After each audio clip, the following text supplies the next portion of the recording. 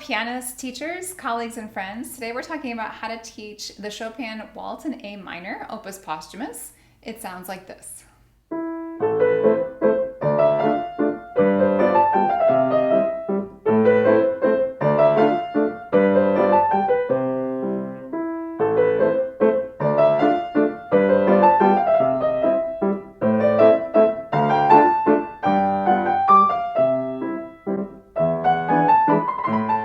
This is one of the easiest things that Chopin wrote, and it is a wonderful introduction to some of the aspects of his style, particularly around a waltz being a dance that he wrote many waltzes, and this displaced waltz bass, as well as, beautiful melody and even some melismas in the right hand, some of those rhythms that don't go quite in what we expect. And so I am going to talk about those for sure, so make sure to stick around to the end where I talk about that arpeggio that we find at measure 21. If we haven't met before, my name is Jana Williamson, and welcome to my home piano studio in the suburbs of Chicago. Recently in my Patreon community, I answered for my monthly Ask Me Anything video a question about preparing a student for the Chopin Nocturne in E flat major, the very famous Opus 9 number 2. This teacher asked about a student who was playing at more of a late elementary, early intermediate level, but wants to play that Chopin Nocturne. What can she do to prepare her student to be ready for that? And given that that's jumping about, 6 levels in the repertoire, particularly if you're looking at something like the RCM syllabus, what can you do? There's a lot of things you can do to develop technique and musicality between early intermediate and a Chopin Nocturne. But one of the things you can do is play easier Chopin. And so I think even though this is a waltz and the E flat nocturne is, a beautiful nocturne, there are actually some similarities. And as I said, this is a good introduction to Chopin's style and many of the techniques that he uses in composition. And so this piece would be a good preparatory piece for a student who wants to play the nocturne in E flat. So check out the link in the description of this video if you're interested in that Ask Me Anything video. Similarly, this piece shows up on my Not Ready Yet resource as a preparatory or alternative piece for that Chopin Nocturne, so I will link that in the description as well. First thing we're going to talk about today is this waltz bass pattern. When students are learning at the elementary level and getting comfortable with primary chord progressions, they often learn a very simple waltz bass.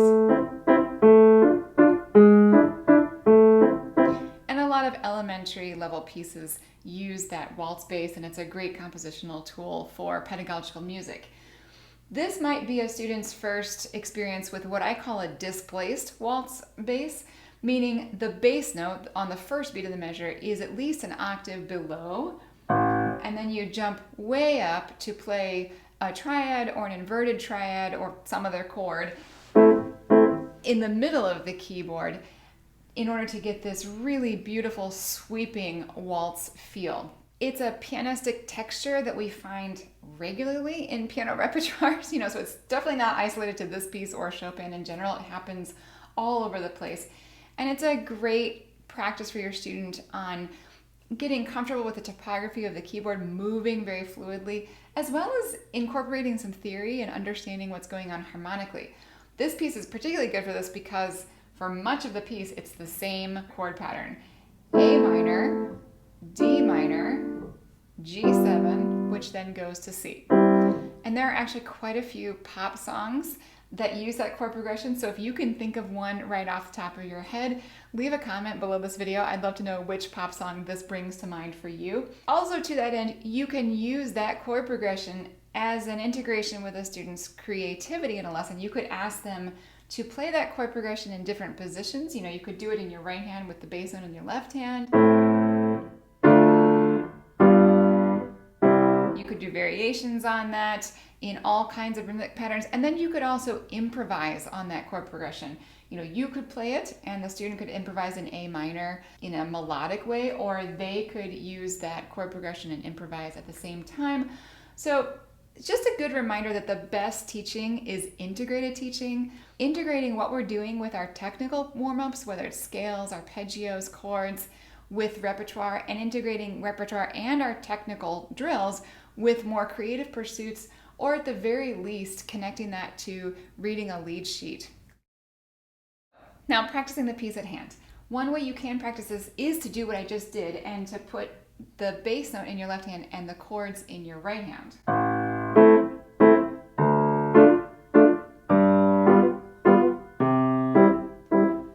This allows a student to experience the entire complete left hand without any jumping around. You can also simplify it by just doing one of those things. Play just the bass line.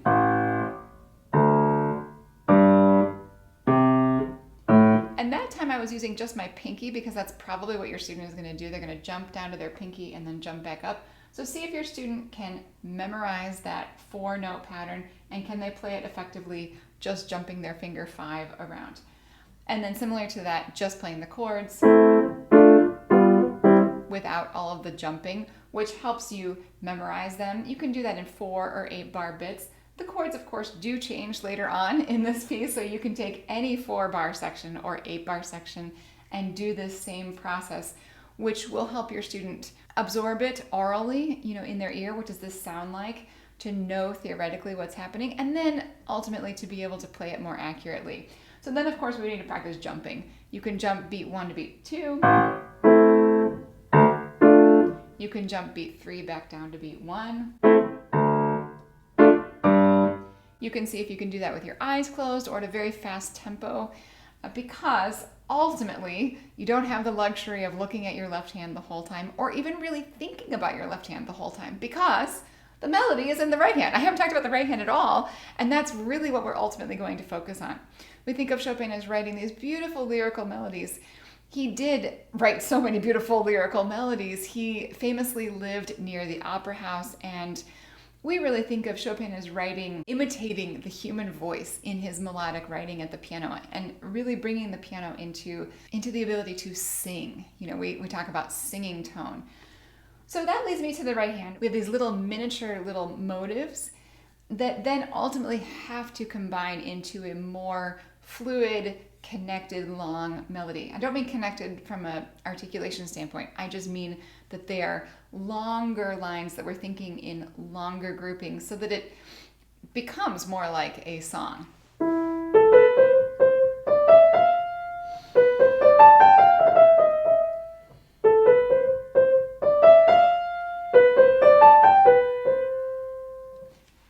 So once your student knows their right hand, working with them on phrasing and hearing the peak of 4 measures phrases, of 8 measure phrases, talking to an entire page, where is the peak of this part? What's the most important melodic moment?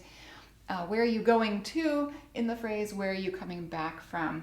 Will help it start to take shape and not just feel like what oftentimes happens with students is you hear one little bit and then you hear one other little bit and one more little bit, and it's not connected or shaped beautifully. The other main thing I want to talk about in this, and why it is preparatory for much more Chopin, including the E-flat Nocturne, besides this piece, is this little arpeggio at measure 21, which rhythmically is split up into a triplet, plus a quintuplet, plus a dotted 8th 16th note combination.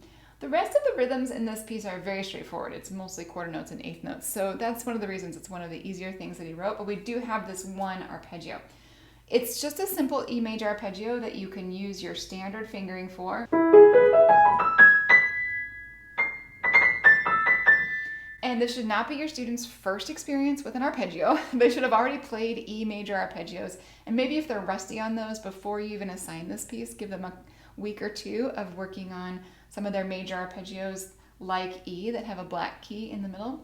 Truthfully, the student has to be able to subdivide each of these beats into 3 and then 5 and then 4. The best way I know how to do this is to use something syllabic, something word-wise that helps you understand that. So in my studio, we do a lot of work with 8ths and triplets, using fruit primarily. Apples and blueberries are the words that I typically use. If students not into fruit, we use fast food words, French fry and hamburger. Any 3-syllable word that has the emphasis on the first syllable, such as blueberry or hamburger, works well for a triplet. Now, as far as a quintuplet goes, there are not many English words that have 5 syllables. So I usually use hippopotamus. So this turns into a very weird sentence if we say blueberry hippopotamus and then I say stop on the top B, because that dotted 8th note frequently for students turns into a much faster note than it should be. They rush through that note, and I actually want them to think that they are suspending the arpeggio at the top. If I do that in slow motion, blueberry, hippopotamus, stop, then we go on in rhythm. If I had experienced that a lot of students held that note too long, then I would not use the word stop. But the truth is, every time I've taught this, they just blow right through that top B. And this should have the feeling of being suspended on the top B. So I would do that many times in slow motion, saying those words, blueberry, hippopotamus, stop. And it is okay to take a little bit of rubato ultimately when you're playing this in tempo, but then we would work on putting that into context and maybe tapping like I just was on your left leg with your left hand to keep the beat, or eventually playing the left hand as it's written. Again, at a slow tempo and then moving faster. Just a few final remarks about this piece. There are quite a few grace notes in here. And if you're interested in a treatise on how to play ornaments in Chopin, I would direct you to this book done by Willard Palmer in the Alfred Masterwork series. It's called Chopin, An Introduction to His Piano Works. He has quite a bit of introductory material there. So if you are a teacher who doesn't feel confident with performance practice, particularly around Chopin, I would commend that book to you. It's not very expensive. I am looking today at this in the Masterwork Classics Level 7, which is Jane McGraw, and I particularly like her fingering, as I know I've said on many videos before. I love Jane McGraw's fingering much of the time, and I would recommend checking it out in this particular piece. But what I wanted to say about grace notes is they can be cumbersome for students and be a big hang-up for students, and I usually recommend that students practice a melody first without any grace notes, and then we add them in, because the principal notes are the important notes. So if I start in measure 3, that's the melody. The little grace notes are just a decoration. One of the reasons I commend Palmer to you is he makes a case for those being on the beat, aligned with the left hand C on the downbeat. I'm used to hearing them before the beat. I don't know that you need to introduce this big performance practice question to a younger or less experienced intermediate student, but it is worth thinking through as a professional, as a teacher, how you like those to sound, with the ultimate goal in mind that the grace notes are simply a decoration. They should not interrupt the rhythmic flow, and they should not interrupt the melodic contour in general.